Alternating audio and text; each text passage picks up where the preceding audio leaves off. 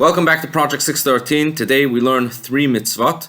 Number 1, we review the mitzvah of nullifying vows, which we learned yesterday, which, as we mentioned, there is no mitzvah to go ahead and nullify your vows, but rather the mitzvah is that when a vow needs to be nullified, it should be done following the laws set out by the Torah. So that's the first mitzvah that we have today.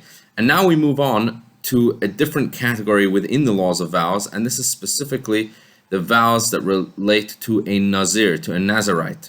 So what's a Nazir? In Jewish history, we have some famous Nazirites. We have Samson and the prophet Samuel, Shimshon, and Shmuel, who were famous Nazirites, and there were others over the ages.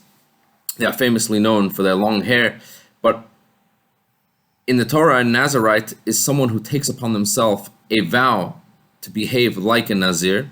And a Nazir literally means to separate themselves, and it's because this individual separates himself from a number of specific things. What are the things that the Nazir separates himself from? Number 1, he doesn't cut his hair. Number 2, he doesn't drink wine and any beverages made out of grapes. And number 3, he doesn't come in contact with the dead. These are the things that the Nazir is separated from, and then he's considered holy for the amount of time that he is a Nazir. How long is the period of being a Nazir?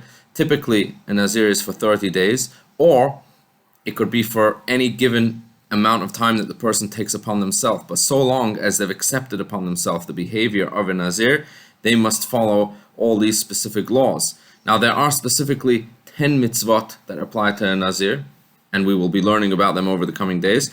Today, we will learn the first 2, which relate to the prohibition of the Nazir cutting his hair and the mitzvah he has to allow his hair to grow. And there are in fact 2 separate mitzvot over here. Number 1, a positive mitzvah, where the Torah says that the Nazir must allow his hair to grow, as the verse says, Gadel pera sa'ar rosho, he shall allow his hair to grow. And then, as well, a parallel negative mitzvah, where the Torah says, V'tar lo ya'avor al rosho, he shall not apply a razor or a cutting instrument to his hair. So if a Nazir does cut his hair, he is violating not only a biblical prohibition, but also he is in violation of a positive mitzvah because he didn't allow his hair to grow. Maimonides tells us there is a situation where a Nazir could be in violation of one and not the other of these 2 mitzvot, and that is if the Nazir removes his hair using a depilatory or any other type of method that doesn't use a cutting instrument. So in such a situation, the Nazir will not be keeping his positive mitzvah of allowing his hair to grow because his hair will not be growing, so he will be in violation of the positive mitzvah, which says he should allow his hair to grow, but at the same time, he will not be in violation of the negative mitzvah of cutting his hair, because that mitzvah only applies if the hair is cut using a cutting instrument. And since in this situation he didn't use a cutting instrument, therefore he would not be in violation of that mitzvah.